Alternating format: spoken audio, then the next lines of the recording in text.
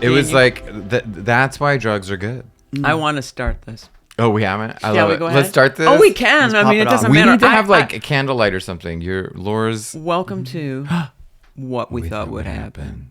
We are so lucky to have this brilliant comic, actor, disaster specialist, just born on the San Andreas Fault and living life through no fault of his own.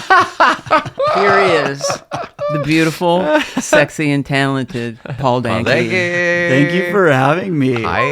What a great here. intro. That was great. I love it. And Daniel, this is still because, Daniel and I have our ongoing friendship. I'm so happy to see Daniel, no matter what. And then to have Paul here too. It's like a great rainy day. You guys didn't, okay, because Paul's from here, out here, and you are from Texas. You never had snow days.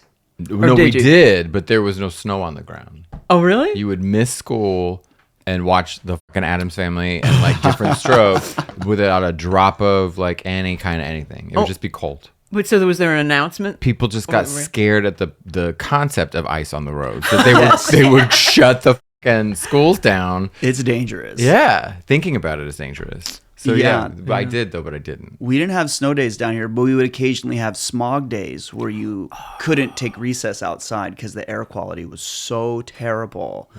Fontana is like a very industrial kind of area. It used to have like steel mills and oil refineries and everything. And the sky had this horrifying color.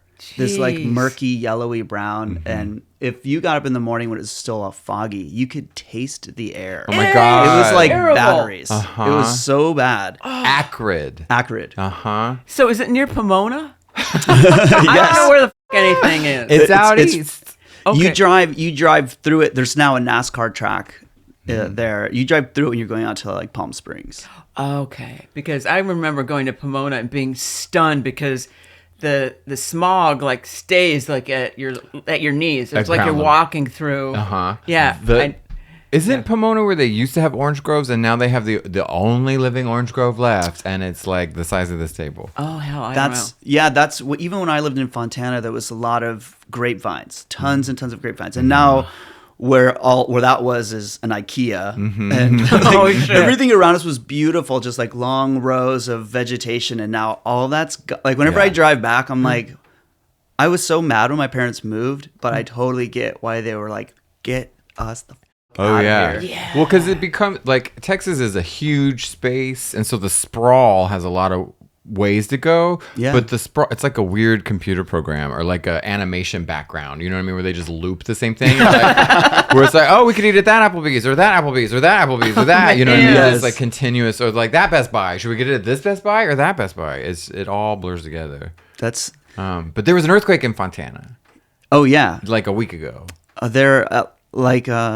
Like you said, I was born on the San Andreas Fault, and I just still love earthquakes so much. When they hit hard, I go, ooh, yes.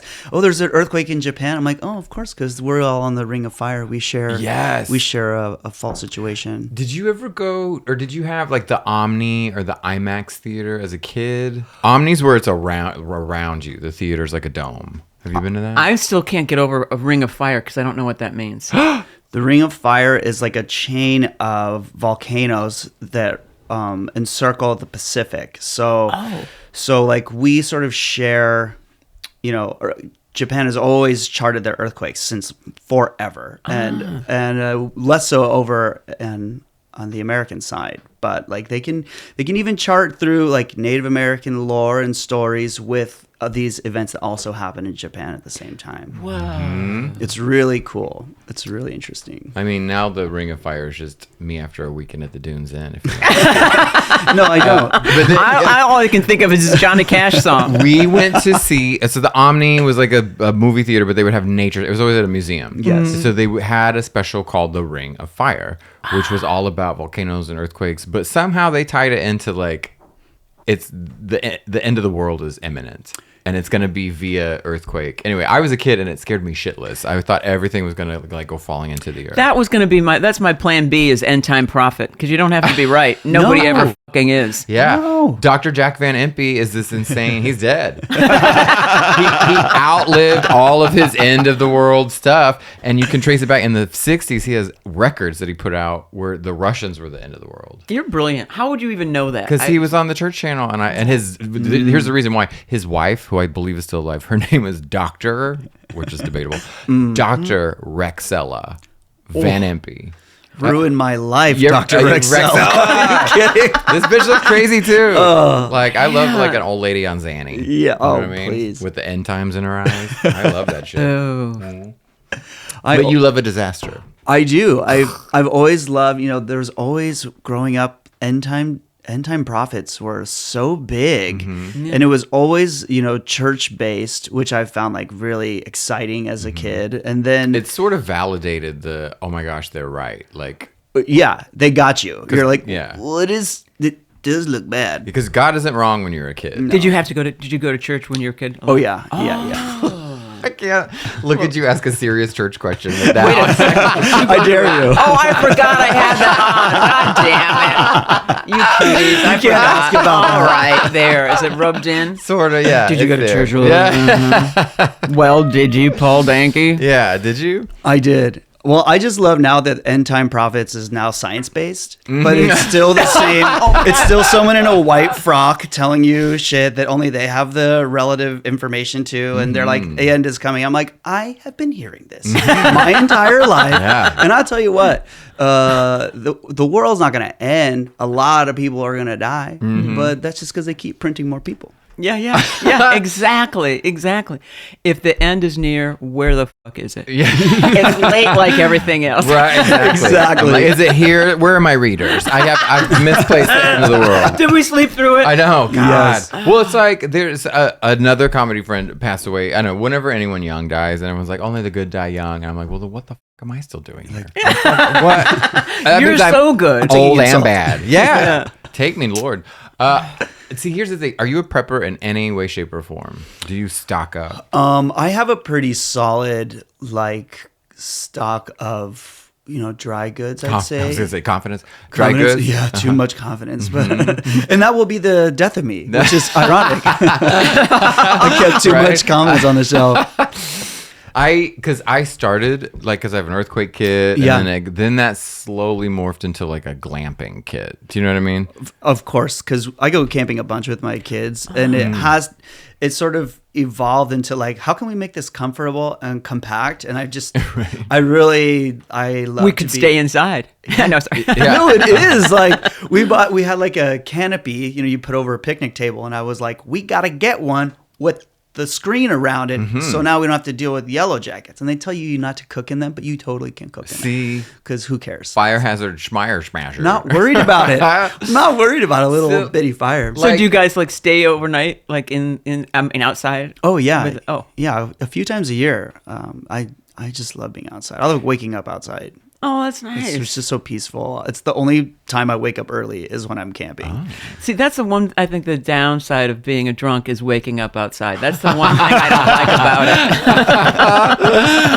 about it. The one thing I keep thinking is is it one of those things where you're like, oh, I want to go camping, and then your kids are like, we want to go camping. You're like, oh, I don't want to go camping. Well, you have your niece and nephew to take. Your two They're nieces. nieces. I'm sorry, I keep saying okay. Well, they're two. Well, those are their pronouns now. Okay, Right. you're right. Shit changes fast. Shit changes. These days. You gotta keep You have up. 2 kids, but you're so young. I know, and I had them really young. Yeah. So that was my. Is that scary?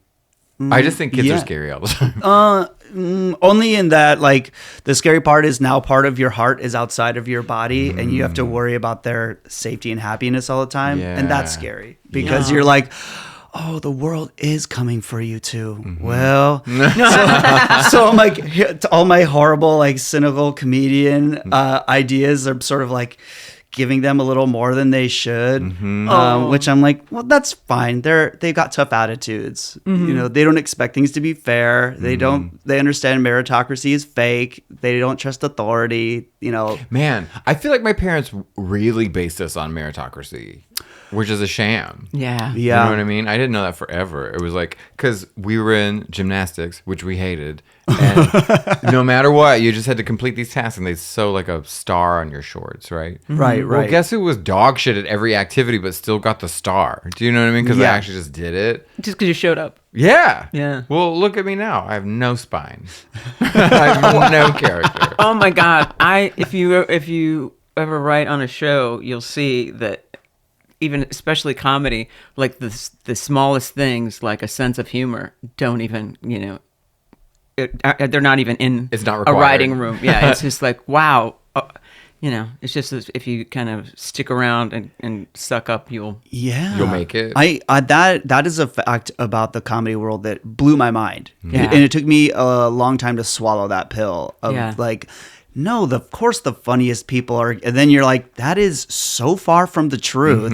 And then it's, because fame sort of snowballs on itself, like people that get a good break early that aren't good, they keep getting good breaks, and now they've got all the stage time, so they're like sharp but still not good. They're like working from a bad piece of clay. There's too much water in this clay. You're goopy. It's all just farting all over itself. Horrible. Should we name names? No, I'm kidding. And then sure. And those people get paid for specials and everything, and it's mind blowing. Like, I don't know. I'm glad that there wasn't this glut of streaming and everything when I was starting out, because my shit sucked in the beginning. Yeah. But you have to be like ready, set, go, and like out, shiny and ready. Yeah. You just put out like an EP. I put out it's a full length album. Oh, I beg your pardon. No, and it's we'll okay. put this somewhere else other than the people that suck. We'll put No, because I'm gonna, because you have to do that yourself. Yeah. Like you have to self-produce, and you've made a video and everything, and it's like that's the world now. We can truly vouch for how funny Paul is. Thank you. No, but I meant like in this world where you have to be on and reels and everything all the so time. Awful. You can't wait for someone to produce your album. You have to do it yourself. I kind of realized that for a long time, I kind of was waiting for, like, you're hoping, like, I got this good material. I don't want to release an album myself. I want someone to give me a special. And then you're like, okay, I still want someone to give me a special. And now I've written even more material, and I'm not even doing that good stuff that could have been released before. And I was like, what the am I doing with my stuff? I need to make a more concerted effort just to put it out so I have it. Versus like, everything's an audition, and that's so shitty. It's like the least funny scenario. Audition. For the least funny people, and like the showcases, they come up, some of the people that are doing the picking, they come up to you afterwards and they have such like glib, shitty ways of interacting with you. You're like, I hate you. Yeah. And I can tell that that's radiating from you. You're no doubt feeling that. And this is bad. I'm on ice right now. This is bad. And I just can't. I think that's my problem. I have like a bad vibration sometimes. I'm like, I don't care and I hate you for it. Like, well, everyone's so young too. I had this woman come up to me, and I guess she was part of. It was a magazine. It was a big comic. I guess she was part of the Lampoon. They were going to do a TV thing a while ago. And she came up to me and kind of almost condescending, goes, you were good. And I was like, who the fuck are you? What, am I getting discovered? Blow me. Come on. I've been doing, I'm probably doing this before you were born. No one needs a pat on the back. Yeah. We met, I think, did we meet at Blam? I think so. Blam. Yeah. At our bar in Koreatown. Yes. Because I think that was one of the first shows I did when I moved to LA. I think that's definitely where we met. I feel like, did you ever do that? Demorge Brown, hi Demorge. Oh, yes, Demorge. Of course, you've done this show several times. You're one of the funniest people on the show too. I love that fucking show. And you know what I thought? Thinking that they make a drink after you that night. Yeah, which I love. That to me is special. I hope we do more of those. We haven't done one in a while, but. It was a magical show at this weird bar that always felt like a weird pirate ship. Yeah. Yes. Right? It totally did. And it would be like you were actually a master at like, first of all, starting a show in a loud bar that has several rooms. Yes. Where just even socially aren't bound by anything. And you have to interrupt that and you sew were it so all funny. together. It's still so funny, but in that situation, it's the worst possible situation. I mean, how did you feel about the Joe Coy thing? Like, I thought, I mean, when you're hosting, it's the worst fucking job. Yeah, and Paul was he's amazing. He's like a gentleman. Keeps the energy. Yeah, I felt bad for him. I know that it's hard. Because especially that thing, you're performing for 3 different audiences. You're performing for the people in the room who you want to laugh. You're really performing for the executives that hired you because they need to be pleased. But then you're going to be judged by the people at home watching it who have no real bearing on whatever you're doing. Who are trolls. They're absolutely trolls. Absolute trolls. Yeah. So I felt bad for him, but he threw the writers on the bus so quickly. And I was like, you know what? You had 10 days. Yeah. You say that's not a lot of time. Yeah. That is 10 fucking days. Yeah. I bet you have 100 friends or comedians that you could have punch up these jokes, and you agreed to tell these jokes. Yeah. You could have said, that's joke's not funny enough. Yeah. And then guess what? There'd be a different joke. Yeah, I feel like don't act like you're surprised by the cue cards or the monitor. You know, it's like, oh my god, I'm seeing this for the. Yeah, I know this. You know what I mean? Oh, did it play well in rehearsal? Because I know your ass rehearsed at this stuff. I know that you did. So, but I think everybody agrees the line was when he threw the writers under. Other than that, everyone would just take it as a bomb and leave it. But the fact that he couldn't like own that moment. yeah, you so gotta smile. grand. Sometimes your hand's in the fire too long, and you go, oh, "What am I doing?" Yeah. But it's you. You just have to laugh. I did over relate to it though. I was like, oh Me my God, too. that's what I look like when I'm bombing. It's like you get that weird, like I ate spicy food. Yeah. Do you know what I mean? That weird sweat. Oh, yeah. It's just only there. Like, Yeah, I think people that don't really perform, unless if you have like public speaking anxiety, you don't really get the places that your body starts creating sweat when you're going through that. It is only unique to that situation. I had to do. It's so weird. You know, Larry David said that he's doing something he always wanted to do. This is what he said about stand-up. He's doing something he always wanted to do, and what it proves it is he's sweating at his waist. Yes. Yeah. I have had to like. I had to like. It was before I was gonna be on camera. I'm in a weird trailer. Oh God. And it was like my lower back is sweating. I was like, what? And I didn't want like that to appear. So anyway, I left my trailer. There's a trash can full of like soggy paper towels. I was like, what am I? I'm a fucking gross machine. Never been a problem before. Oh man. My sweat scarf around my waist. It's so weird. And then it starts creeping up. And it's like, it creates so much sweat where it's trickling down your back and you're aware of each little But it's drop. only in that. There's nothing ever That should nerve-wracking. be a horror ride. That should be like a ride in a haunted Stand-up house. comedy. Flop sweat. Yeah. Oh my God, that's a great idea. Yeah, flop sweat Can ride. you imagine just like thrusting normal people into like a weird room where a paid audience is there to boo them? Or worse, just talk to themselves and ignore them? That's my favorite. Yeah. My favorite thing is when you're performing comedy and someone really close to the stage has just elected to talk to the person next to them. I And like know. full on like Yeah. the same thing happened to me at a Tori Amos concert and I was furious. Oh yeah, that's bad. It was like bad etiquette. It was like someone is emoting and we are all traumatized. And then this girl goes, so anyway, I told Brad. Yeah, you're like, what? It was like earth shattering. It was so funny. Can you shut up for now? Yeah. Let me enjoy. It was great. It was like we are all victims and we're trying to work that out. This is something I think I'm not good at with hosting is dealing with that, because I find that I seem very easygoing until I'm a little upset, and then I seem like a really mean person. And I'm like, was I being that mean? It's because you're nice, and so the mean is a more of a betrayal. You're Do you know what I mean? To You're you right. or to the audience? To the audience. Oh. I found Oh. myself on the losing end of an audience for sure. Like if I did what Joe Coy did of throwing the audience under the writers on the bus, I'm sure I would have lost every single person on the planet. Yeah. But it's the niceness, and they're like, oh, we trusted that niceness. If you're already kind of an asshole and then just more of that, people aren't like, oh, we invested in you. I find, right? It's the whole Ellen thing. Right. Like right, people didn't like that Ellen might be a bad person because she's so nice on TV. I was like, well, yeah, she's got an industry to run. Yeah, you run an empire and be nice about it. And flip houses in Montecito. In Montecito, at the in that same market. Time. Come on. Yeah. I don't know. Can we all? Have you been to Montecito? There's like oil rigs in the ocean. God, Yes. really? I had no idea. Yeah. I've been there, but I didn't notice We that. need to take this show on the road. We do. Let's go to Montecito. Well, and throw throw what it. happened in Montecito. You two are made for Santa Barbara.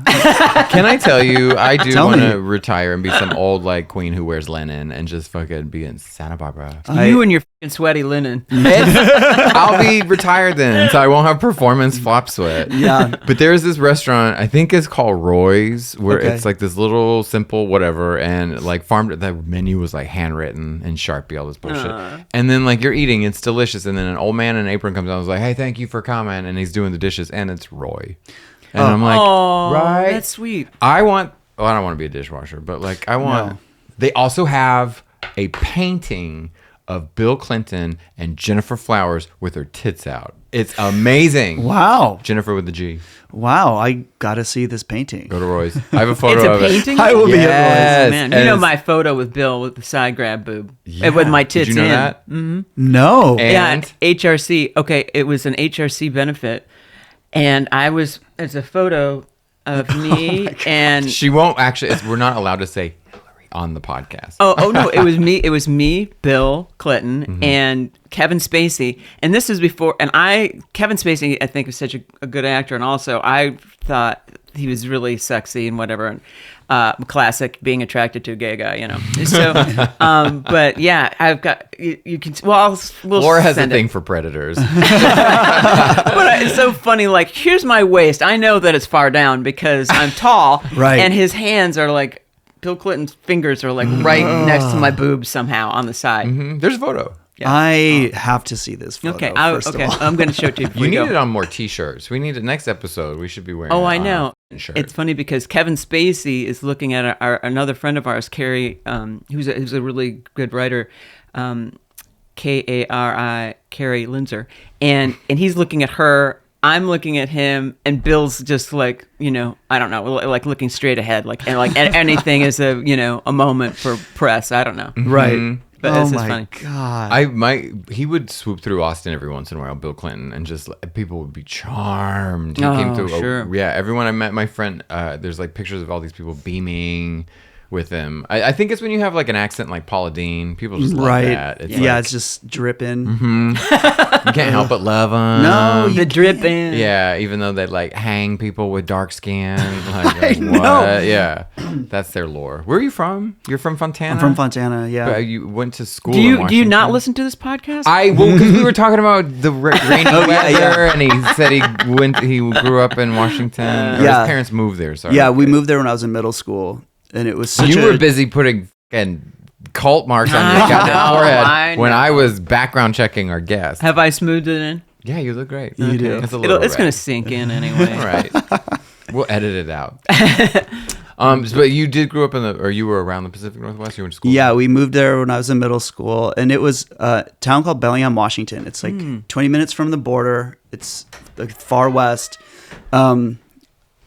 Yes, it is Oh, shit. framed. Look at that. I don't want no Look glare. at that. See, that's Kerry Lizer, who he's pretending that he's in love with, like he's still straight. And that's my friend Peter, who's an interior designer, and that's me. And I'm looking at her too. Yeah. No one's looking at Bill Clinton. No. He looks drunk. Yeah, but look at Yeah. the hand. Look See at the that hand? hand. See the There hand? they are. It's like, Look, they're like right. Well, it's a little bit above my waist. Thanks, It's not Garrett. quite. that's way above your waist. Isn't that Yeah. great? Yeah. What a wonderful picture. I to think I've have. seen a tighter shot of it. Maybe I didn't see the expanded with everybody. This look- is like a Renaissance painting. Yeah, worth there's of that- you know, stuff. I'm gonna paint that myself. There's dogs playing poker, and there's this. Yes. Yeah, I'm gonna paint it. Was he? Were you charmed by Bill Clinton? No.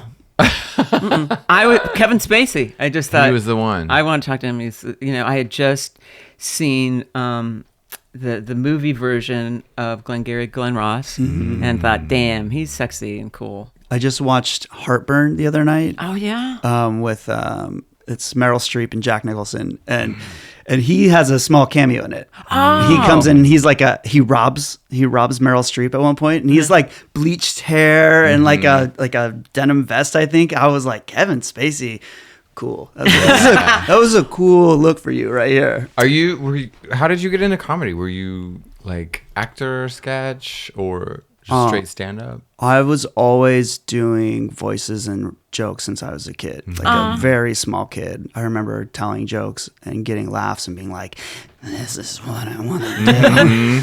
And I did like sketches. And then when I was in high school, my high school had a sketch comedy show. Wow. A weekly show through the AV Club. And I got into it when I was a senior, and I was like, we put out a new show every week. Every Thursday night, we're up till like 2 a.m. editing off of like VHS tapes. Wow. And I just loved it. I just thought this is the most fun you could possibly have.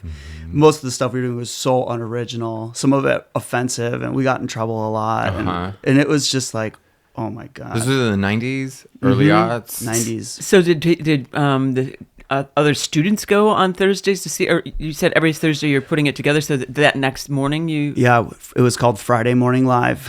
Wow. Wait, the school would show it? Yeah, it would show on the closed circuit television thing. So it was a wild, That's exciting. when I started at this school, it was like the seniors that were on that were like famous at the school because they were on the school's TV show. Wow, And that's amazing. It was, every high school should have something like this. It's, you end up doing so much work. You learn so much, and it just sort of, it definitely gave me the confidence to feel like, I know what I'm doing, even though I've done nothing. So everywhere I went, I was like, I've done stuff like this before. Yeah, there was a real moment when I realized you could connect 2 VCRs together and edit a video. And if you could get the stereo audio in there too. Yes. Like 90s Daniel was all into that. You still really edit well. Like you really always do cool stuff. Yeah, it's people. There's adult coloring books, and then there's editing. Right, both are phenomenal wastes of time that benefit somebody else. They're meditative. They're frustrating. Yeah. It never ends. Yes. But when did you move to LA, or did you? I moved to LA right after college.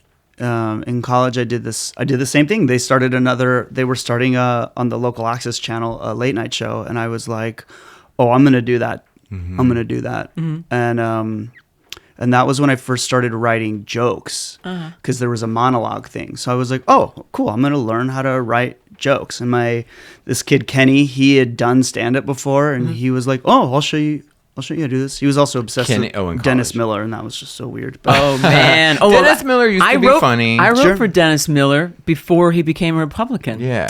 For 6 months I did it. It's like, that? And here's what we did. The writers, we handed in our stuff without our names on it, as if it wasn't gonna, like no one would get hurt, that way. Right. But then I remember we went, oh, this is weird. This must be Keitlinger. And it was. He guessed what was mine every single time. So it didn't make any difference. So how am I gonna? If it's funny, but how am I gonna do that? How's that gonna work in my mind?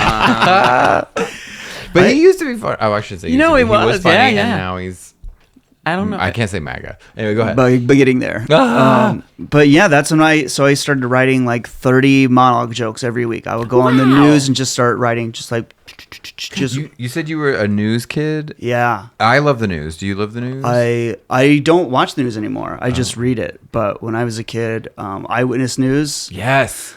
I was obsessed with it. And then, it was always on at my grandma's house, and just like Baby Jessica in the Well. Yeah. I think that's why you love disasters, is because the 90s, it was this weird, like, people have camcorders and television, and it wasn't America's Funniest Home Videos. It was like tornadoes or like Baby Jessica. Oh, and it was just so exciting because it was real and it was actually happening. And, I loved it. I was so Baby into Jessica it. scared the shit out of me. Do you remember that? I do, and I was thinking like it must have been like it was the fireman or whatever, the fireman who saved her. I think it was such a endorphin rush and such a proud moment for him and such a great feeling that he couldn't top it, and he wound up killing himself. No. Yeah. Shut up. I think How? He threw himself down a well? I don't know, but I mean, he it's shows just like back up. Well, oh my God. He wasn't feeling well? Yeah.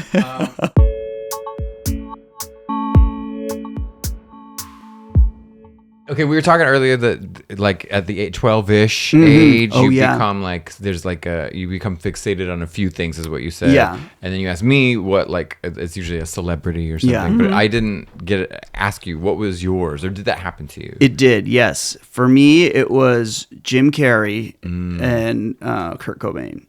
Wow. I loved Jim Carrey. Was it Ace Ventura? What about after he left the drugs out? What about after he riddled his young girlfriend with STDs and then left his drugs out for her to kill herself? Yeah, Did that turn you a little? That did. Yeah. But that that's did. years before that, Laura. Yes. Yeah, you're right. Years before that. I'm awful that way. I can't, separate the artist from I can't either. crime. who he's killed.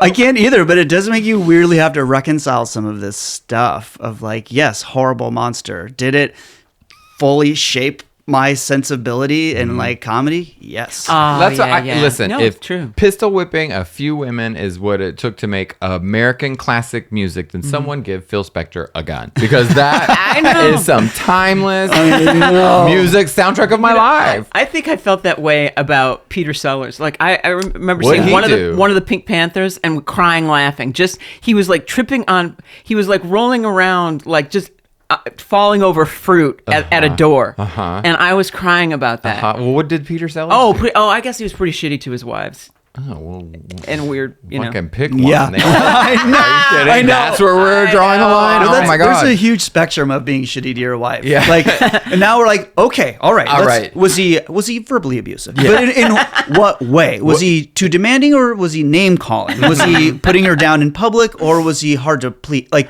Yeah. I can Was the forgive weapon aimed at her or at him? Yeah, Yes, yeah. he brandished the gun. Was Yeah. it? It's you weirdly go, all right. I'm just trying to triangulate these details and see how bad they are. I think it was just like simple unfaithfulness. Like as he got more and more famous, he just would date whatever, start going out with whatever. Whoever would show him their Pink Panther. starlet. Yeah. Yes. Daniel, What? Elizabeth. But okay, I did not like Jim Carrey, but I didn't get him at the time, because on In Living Color he was the awkward one. Yeah, but I liked that. I thought See, I didn't get it at the time. he played so big, and I still have a problem playing too big. I still like my eyes get goofy, and I can be too far into the wacky zone. Sure. And I just love that he did it so unabashedly. But I didn't get Yeah. like, especially because you remember the era, especially before fucking Austin Powers, where Pet Detective, Ace Ventura, Yeah. just fucking saturated the lexicon. There wasn't one 5-minute interaction you have with a person who was like, "Do not go in there," or whatever it was. You're right. Whatever catchphrase, because it was loaded with them. I even remember, must have been early 2000s, Kevin James put out his first Comedy Central special, and he's dropping alrighty thens. No. Just like this is just the way I speak. And even that couldn't make him funny. No, I don't know. That I was thinking about this. That the funniest person that you know in your own life is still much funnier than someone who's famous, because famous people are not that original. Famous comedians, anyway. You think so? I They're think- pretty bland and average, most of them. Now, I mean. Well, I mean, I will say this. Kevin James is awful. Portia at Sunny Wigs in East Austin is the funniest person I've ever met. She was so great. I went in, I had long hair, and I was like buying a wig. I remember. And I was like, I have really fabulous hair. So if I'm going to cover it up with a wig, it has to be an even more fabulous wig. And Portia goes, okay. And then she put me in her chair, and she was playing with my hair and just put it wig, and playing all these kind of like life things. And she's just come on, you remind me of my friend Andrew. You just told, and she said that 100 times. And by the 100th time, you realize I was like, your friend Andrew died of AIDS in the 80s, and I'm the flamboyant gay white man who's walked in here, and I was right. I was fucking right. But she's the funniest person I've ever met. Yeah, and that bitch is not a performer. Oh, I know. That's Yeah. I think that's how it goes. Yeah. Well, because I don't know. You think no one's original because they're influenced by something? Or I don't know. I mean, I think the multimillionaires anyway, in comedy are they're not very genuine, and so Right. to me, I think they're not that funny. Yeah, I think that you end up on this terrible runway of trying to develop material where you're like still trying to validate your celebrity.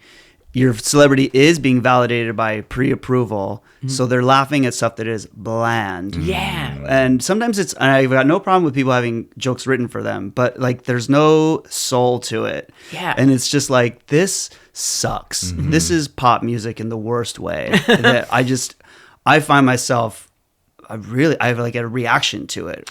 I feel like as an audience member, collectively, there's a real, if you're not authentic, they can fucking sniff it out. And it's another form of betrayal where they're like, I can't believe you think we believe this. But I feel that, you know what I mean? I hope so, yeah. Well, I don't know, because there's no, what is it? There's no stupid audience. Or Phyllis Diller says every audience has a different IQ. Oh, really? Yeah. Ooh, interesting. Every audience has a different IQ. There's not a stupid audience. They just have different IQs. And Yeah. so the ones with the high IQs like us.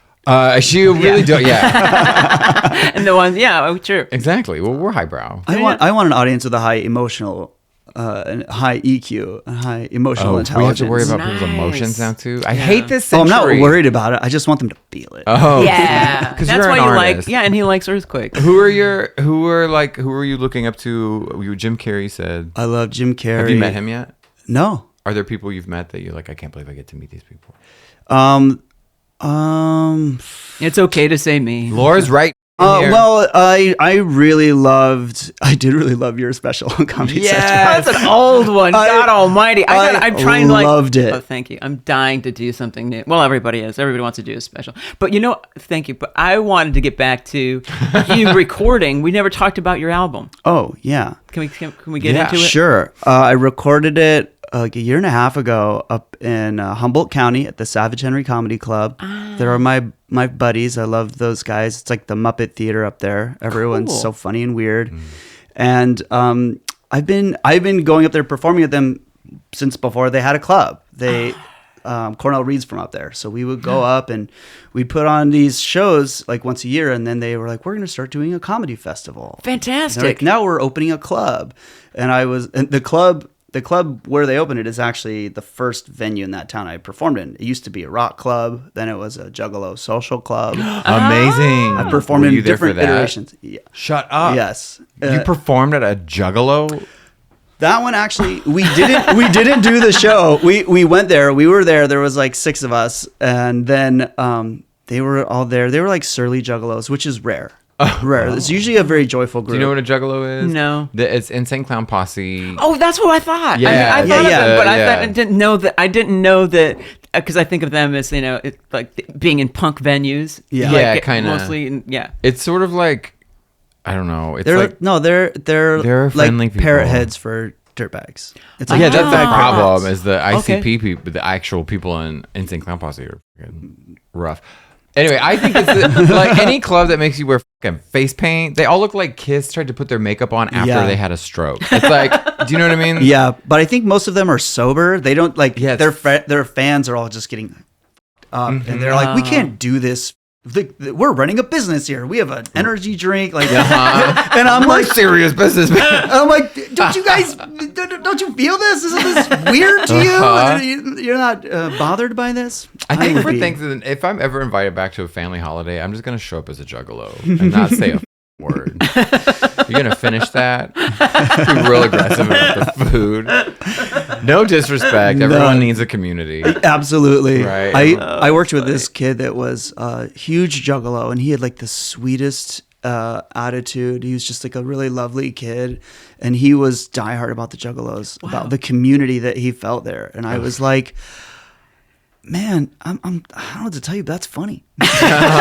Your community is cracking me up. I think all communities are a cult. If they make you wear a costume, Yes. it's a fucking cult. That's one of the things I joke about on this album is how I like Hawaiian shirts, but I like them. You see, the joke is this. I'll tell you a joke. Okay. I go into a place, there's a guy wearing a Hawaiian shirt. Oh, fun guy. You go into a place, there's 2 guys in a Hawaiian shirt. Oh, fun brothers. All right. The room is filled with Hawaiian shirts. Let's get the out of here. Yeah.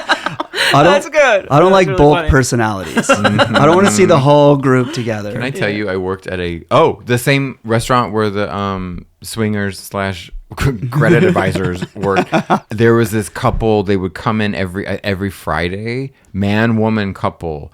And they called them Frick and Frack. They dressed the exact same, and it was Hawaiian. Yes. Man, woman couple that have been married for years, and they had them like custom fit or whatever. So it's not pineapple, which means we swing. Right. See, I just learned that. Did you That's know that? new. That's a few years ago. I feel like it was really popular on social media. As a queer person, I feel like I should be abreast of all the kink. Yeah. Well, I know that people, Signals. when they're like, I've seen people that go camping, they'll like have a pineapple centerpiece for their sort of picnic table to sort of like let the other people in the campsite know we're down to clown, but not in the insane clown bossy way. You're not even aware of the kink at this table. Like, I've got a razor blade between my toes. I'm bleeding out onto Paul. It's very warm. And we're both really Ow, excited. Laura! I told you I have a boyfriend. Okay. Ow. See, now you're into it. Ever since you brought that Bill Clinton photo in here, everyone got real kinky. Oh, I know. Somebody needs to turn upside And it's down. still Let's here. just turn it over. Let's just turn it I over. like I'm to going to and turn not it so I look have at it. a better view of the story. It's the fourth character in the show. It really I is. look at that. It's one of my many fake smiles. I can't even look at it anymore. No, I love it. I'm obsessed with that. I feel but you had it very tastefully framed. Let's say this is tastefully done. Peter, my friend who's the designer who's in this photo, he did it. I think he framed it and gave it to me. Oh, Yeah. So. what an angel. we have to mark the occasion. But now, Paul. Oh, sorry. I want to know where do you usually perform? Like, if people want to go and see. Yeah, I usually perform on the east side. East side. East side. Oh my God. Anything that's like a not actual venue, that's generally where you'll find me. But like, Not at a comedy club almost ever. because everything changed in LA after pandemic. Like all those East Yeah. Side alt shows. It's really fucked, actually. There isn't like a strong nucleus for the alternative comedy scene anymore. But that's kind of my perception of that is it really created a clear line in the demographic of like, we were doing this all before. We're adults now. We put time into this. Now we all took 3 years off. Yeah. And about 1 year through that, young people who are like, I don't give a if I get sick. Yeah. We're starting a show. Now Yeah. they've been running shows for 2 years, and everyone's like, you got to get on the show. It's a hot show. And I'm like, because it's not a hot show. It's just the only shows happening. Yeah. And it just created this like big fear of like, I'm old. There's young people doing it. They don't know who I am. And I'm like, babe, They never did. they never. When I hear that attitude, I'm like, what? Why did you start? Yeah. Did someone ask you to? Right. Was someone begging you to become a? We were doing this for our own sick reasons, Yeah. not because you were already accepted. Like, you always have to prove yourself all Yeah. the time, and you have to keep being funny or Yeah. be Kevin Hart, and then and then you can just do commercials, and people are still like, you're a genius. Yeah. And I'm like, he's a spokesman. Nobody wants to be in commercials around here. That's what I want to do. I want to do commercials. Pay me This money. is my favorite Yeah. because look at this. What's that fucking bit? Oh, Marie Osmond. Have you seen her? No. She's in like 5 wellness commercials. Everything from like medicine, all this other. Meanwhile, the bitch has to put in her teeth and put on a wig just to tell you how well she's doing. Do you know what I'm saying? Look at me, I'm great. And the fucking bitch has been Ozembic down to this. I know. And then, yeah, it's like, and you know what I mean? When like she's so lit that all you can see are the eyeballs. You know what I mean? Like the lighting. Spooky. But that's what I want. Was it that? Were you talking before about Slim Fast? Like somebody actually went to the house of a famous person who was, promoting Slim Fast, and they open the closet door and it's all cans of Slim Fast. Like stars don't actually Take it? Yeah. No. Oh, do the impression? No. Yeah. You just take the money. Yeah. But I mean, isn't that funny? Like, I guess, like, for a second you think, well, maybe that worked. I guess that if they're trying it, it worked. Or but if they're endorsing it, they must have to try it. But they don't. Oh, no. That was I remember Tommy Lasorda. Uh-huh. He was a spokesperson for Slim Fast, and I remember as a kid, like the guy that was throwing first base at umpires is now pitching this diet drink. And it was just, that was so funny to me that it just like stuck in my brain. I was like, well, that's funny. Have you ever been good? Do you know that store Tuesday Morning? Do you know that store? No. It's like a craft, maybe like a Hobby Lobby. Oh. There's like toy, maybe not straight crafts. There's more to it. But anyway, it's called Tuesday Morning. You don't remember this? No. Because ancient, the last movie she ever made, Lauren Bacall, was a Tuesday Morning commercial. No. That's amazing. Where I don't know. classic Hollywood, Yes. Lauren Bacall goes, "Come to Tuesday Morning, where there's a deal every day." Or Holy something just shit. shameful. Now right? I've got to find You're it. like, I have she, to. what was her nickname for Spencer Tracy? What'd she call him? That was fucking Katharine Hepburn. Who was Bogey? Wasn't she with that guy? Lauren Bacall was Sorry, the my guy. fucking faggot No, brain that's is okay. not circulating That's the right okay. way. I'm glitching all my queens. Lauren Bacall married Humphrey Bogart. So she when called him was very Bogey. young. Yeah. Yeah. From Bag and Bogey to fucking Hawkin' Tuesday Morning. It happens. I want that arc. Dude, time comes for all of us. I want that story. Time doesn't get. Did you watch the movie I told you? Did you watch To Be or Not to Be? No. I was going to, and then I think we got hung up on some sci-fi thing from the 60s or something. Yeah. Do you like old movies? I do, yeah. Like, have you seen that Jack Benny movie called To Be or Not to Be with Carol Lombard? No, I've not. I think World War II in real life is still happening. Oh, yes. Or it might be like 4647, so I might be wrong. But they're full on like Hitler jokes, and they're pretending to be. Yes, they pose as Germans. It's Yikes. like wild. Yeah. Yeah, I miss people having a sense of humor about the horrible people in the world. Like, It's over. Why? You can't. Why are we being such babies? I know. Because because we live in cult world. I know that I watched Stage Fright the other night, and I noticed that I Your had sweat was backing. No. Your back was sweating. Oh, Your sweat was backing. Oh, my sweat was backing. It actually doesn't have to do with that, believe it or not. It's about a murder that happens around a theater thing, but it's not about being afraid to go on. I realized that Marlene Dietrich had my theme song, which is "I'm a Lazy Woman," and it was supposed to be sexy, like I know I could do it, you know I could do it, but I'm not going to do it. I'm a lazy woman. Is it real? Yes. Wow. Yeah, I'm overdoing it and doing it too loud, but it was so funny. Have you not? I am a lazy woman. That's me all the way. But she made it look sexy. She was in a negligee. No, she sounds lazy when she sings. Yeah, she was on like a fainting couch on stage. I'm a lazy woman, and I think that's what I don't know if it was the songs in High Anxiety that our favorite actress. I'm blanking on her name now. Julia Roberts. No, who did? No, in High Anxiety. Madeline Kahn. Jeez, yes. I think that was one of the Is it things. really? I was just guessing. Oh, yeah, Madeline Kahn yeah. saying, "I'm so tired of playing the game." I think that was based on her, Marlene Dietrich, singing that song in Stage Fright. I don't know. In the 90s when we had a PC, and I discovered you could add a sound effect to a function. So like when a whoop would like, do you want to save this document would come up, and I made it the Mars Attacks Aliens. So it would go gank, and Amazing. and I don't know if you remember, if you like on the internet, sometimes it would like shut your internet down and be like, you performed an illegal function, like cancel or whatever. So when that came up, it was Madeline Kahn from Mixed Nuts when she's still stuck in the elevator and everyone's forgotten about her, and she goes, "Hey, dickhead!" And so one day I'm in the other room, and my dad's at the computer, right? And something's going wrong, and the screen keeps, so all I hear from the other room is, "Hey, dickhead! Hey, dickhead! Hey, dickhead!" And my dad's like, "Daniel!" I loved that. But I was like, but it's Madeline Kahn. I love her. That is so funny. Like you rely on your innate closetedness to maybe get you out of trouble with your dad. Well, I asked Garrett to do my ringtone from, I think it was called the Hollywood Suite, and it was, oh damn it, it was the woman. I'm sorry, Maggie Smith. Is that my subconscious talking?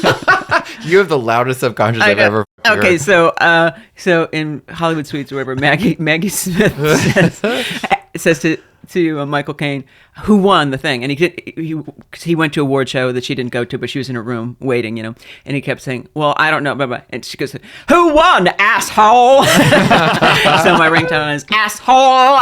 Wait, is that real?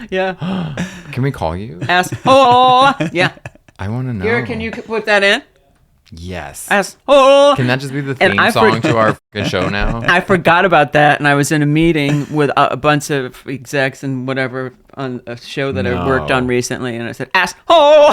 Yes. I have to take this. Excuse me. That's my agent.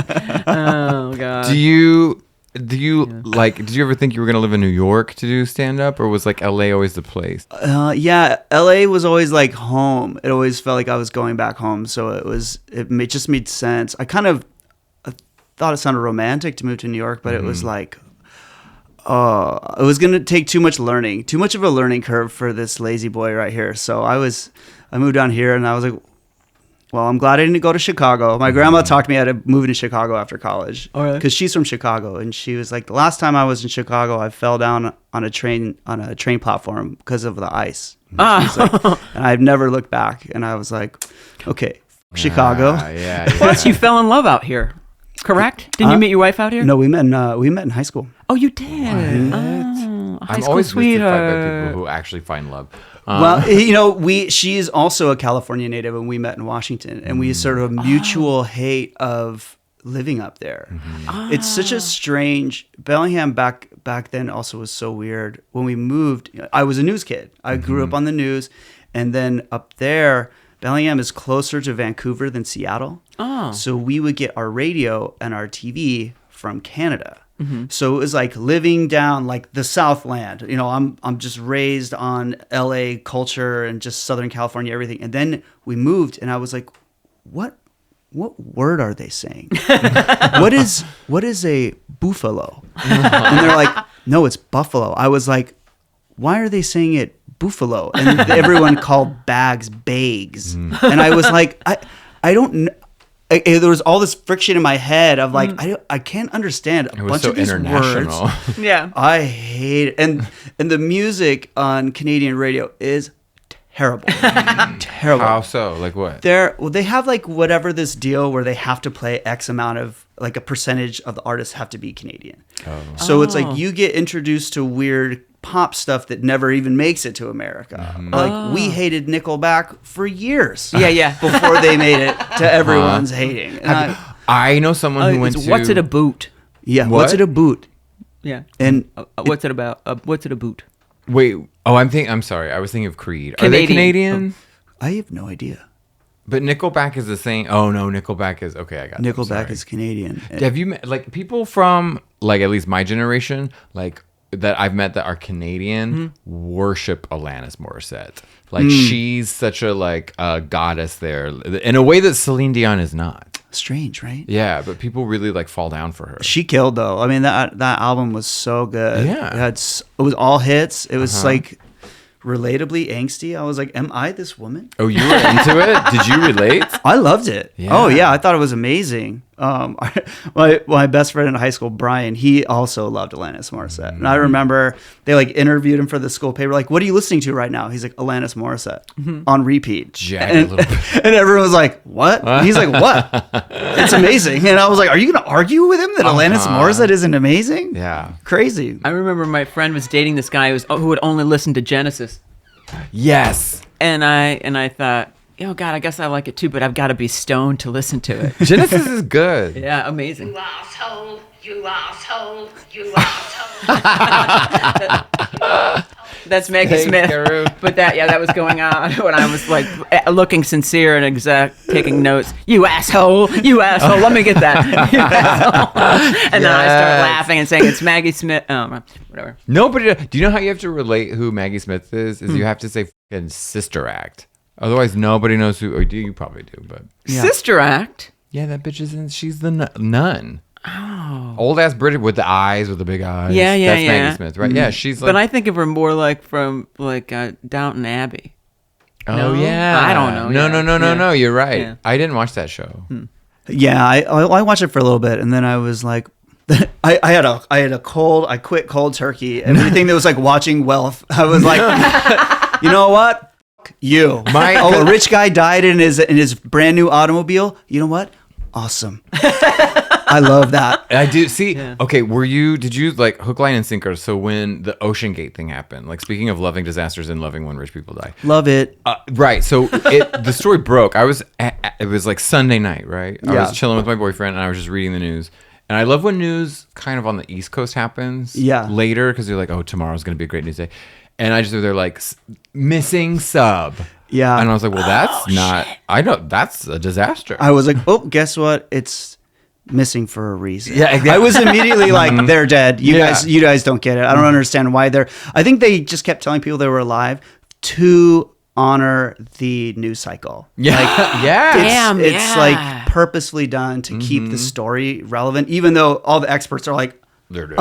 They're gone. They're gone. I just put on a jacket the other day that had an old set list in it. I always write my set list on scraps of paper, and I found my joke about that thing going down. That's here. And I was like, a lot of people are wondering, can you joke about this submersible exploding? Let me tell you, if you die in a way, if the way that you die is portrayed in a ride at Disneyland, it is funny. You die in a submarine, that's funny.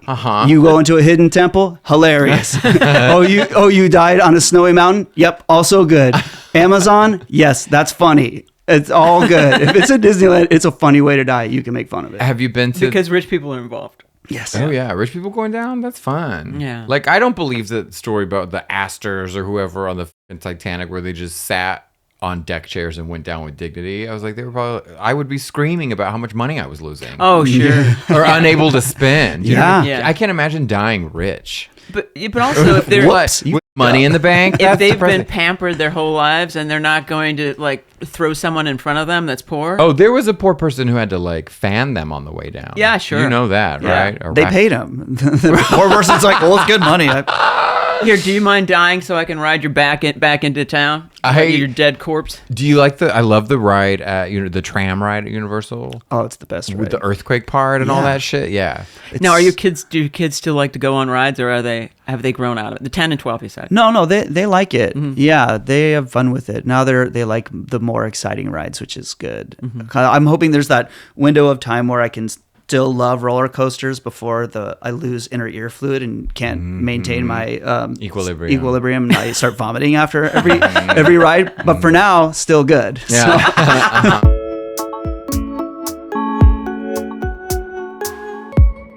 So. Paul, we love you. Where can we see you? Oh, plug. Yes. Well, you can listen to my new album on Spotify. You can buy it. This is maybe the dumbest thing I've ever done. I recorded 2 songs that are on this album with a band. There's a video. There's a video of one of them. It's really good. Mm-hmm. The reason I did this song was the club where I recorded my album. The previous time I had been there, I lit their stage on fire.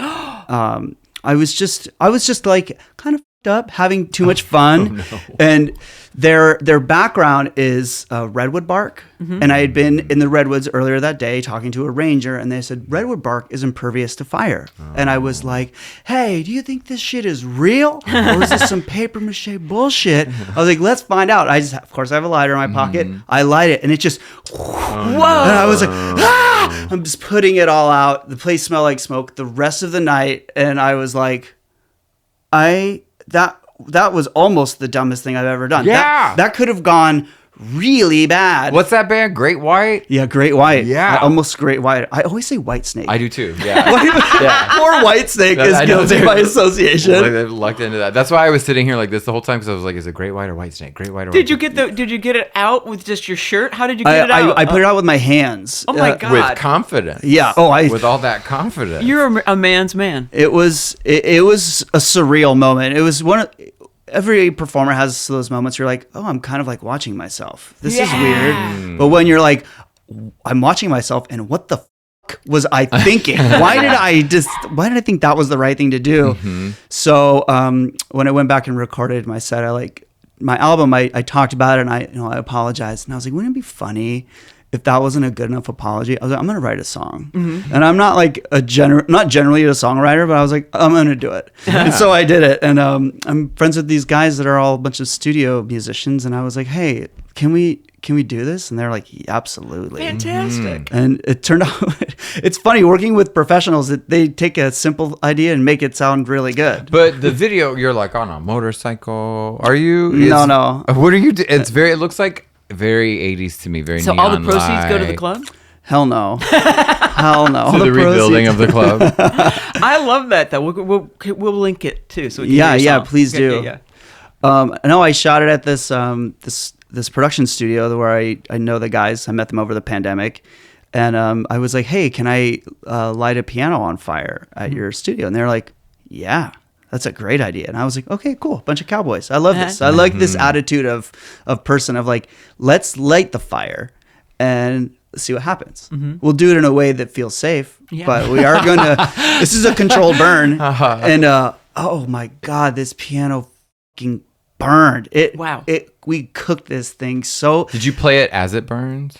At the very beginning, and then it was like, it wasn't enough fire, so we had to add more accelerant to really get it going. And then when we had to put it out, it was like, okay, this thing's burning too far. It's like burning out through the back of it, and it was like super hot. And I was like, all right, let's put this out. Just used a fire extinguisher, and it went out, and then just immediately reignited. Yes. And I was like, oh. But also not impervious. No. But Noah, who works there, a friend of mine, he had like a whole trash can filled with water. We dumped that in it, and that didn't put it out all the way. Yeah. Because there's this big, like, it's like a cast iron plate that runs through the back of the piano, which I never realized. So, like a grand piano goes like this? Yes. An upright is that turned like that? Yes. So it's the full frame of the... And it was so hot. Like, I can't imagine what temperature it got to, but it was really fun. I never thought of Paul as an arsonist. Did you? No, but I love it. Are you kidding? Look at this look. At the gold chain. Guess. Maybe I'm That's why I saw motorcycle, but you are seated at the piano. Yeah. There's my first album. I'm sitting on a motorcycle. Okay. That's the album cover. Thank you. Not my motorcycle. So Paul, where can people get it? Who are big fans of yours? They can get it. A Special Thing Records put it out. So there's a 7-inch out of the 2 songs that are on it, and actually, if you buy the 7-inch, you get the rest of the stand-up album digital download for free. Every time you say 7-inch, Laura kicks me with that razor between her toes. I love a Special Thing Records. That they're just great. They're such cool guys, and they really put out. They put out people that wouldn't get put out. Like, not to say that I wouldn't. I mean, people are. We all know you always put out. The creative people. Paul gets put out. Anyway, sorry, I'm done with that. Put me out. No, I can't wait to We hear love you. Turn me out. What are we doing? And Paul, so are your dates like on Instagram and all that stuff? Like where you'll be performing and all that stuff? Yeah, it will be. My calendar is looking light right now. I am the kind of guy that is not that driven to book dates, especially on the road. Like, I'm sorry. I love it. I love performing on the road, but I don't like spending that much time alone. It's sort of like there's a lot of factors that don't motivate me to really try to do it. But I used to say, like, the short time I was on the road, when I had to do morning radio, that's when I talked people out of coming to the show that night. and myself, like, you know what? I just did a radio thing for the album coming out, and it was the guy was in San Francisco, and I was like, you don't know me, and yet you're like, I don't like people sharing, like, oh, let me ask you about yourself. I'm like, what?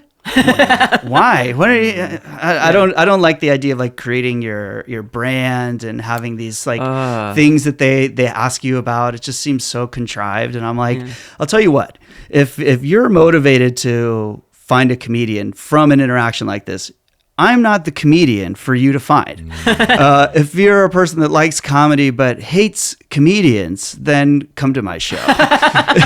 If you loathe Friday night culture, date night, going out, black polo shirt, drinks, then come to my show. If you love getting drunk and going to a comedy club, look, I'm sorry, you're probably not going to like me. And that's cool. Yeah. Who goes to comedy clubs? I never. Every time I perform at one, I'm like, how did you get here? What brought you here? Thank you for paying my bills, but where are you from? That's how I feel. Yeah. The one that was the funniest to me recently is the Levity Live in Oxnard. Mm-hmm. Have you been to this? Oh, yeah. Where it's yes. a large outdoor mall. Mm-hmm. The largest outdoor mall I think I've ever seen, Mm-hmm. where you need a map to figure out what is what, and all the little fake streets, so quaint. Yuck. Mm-hmm. Yuck. And there's like 2 large barbecue restaurants like kitty corner right from each other. Yeah. And I started my set. I'm like, do you guys have a hard time picking which barbecue restaurant you go? You guys have like do you think they have a line? Like, do they hate each other? And they were like, who's this asshole? And I'm like, oh, you guys don't consider the minutia of the restaurants in your... all right. Shout out to, do you know Tuesday Thomas? Tuesday Thomas is a hilarious performer, but you ran a show called Freak Show. Cool. Which she somehow got the show at the Oxnard Levity Live place there, the Improv or whatever. And it literally is, there's some comedy, but the rest of it is someone who just like hammered a bunch of nails in their fucking nose. Oh my and there's God. like blood coming out of them. And then it's like, and please welcome comedy Daniel Webb. Oh, Jesus. And you're like, someone literally just fucking like hardwired their face. Well, I always think, like, why do we need approval, like, of an audience? If we were to take it apart, would you want those same people? Would you talk to those people at a party? No, you wouldn't. No, you wouldn't you want to wouldn't. sit next to that person at a party. Someone told me for a wedding, when you're trying to like get the guest list down, that it's like, think of it as spending like $150 on each person. Would you take that person out to dinner? Wow. For $150? Yeah, I was like that. No, I wouldn't take it. I'll tell you what, this is going to Not be a one. very private, intimate. Right. I don't even want to take out my husband for $150. Yeah, I just want to order in. Yeah, thank you. Who wants to put shoes on? We're in love. That's how I feel. Yeah, I'm like, I don't know what is the collection of like your audience. What is that even? Who are these people? Well, you don't get to pick your audience. I think that's a lot of it. You really don't. Yeah, and that's twisted. Yeah, you got to dance with them that brung you, dude. That's I the whole thing. know. Paul, what is your Instagram again? Because we have to sign off. Oh, it's at Paul Danke on everything. It's just at Paul Danke. Danke. Yeah. And if you don't know how to spell Paul, you're not worth it. Then, babe, we're not meant to be. Paul Danke. Thank you so much. Thanks for having me. This is a lot of fun. Thanks, you guys. Bye. Bye. Thanks.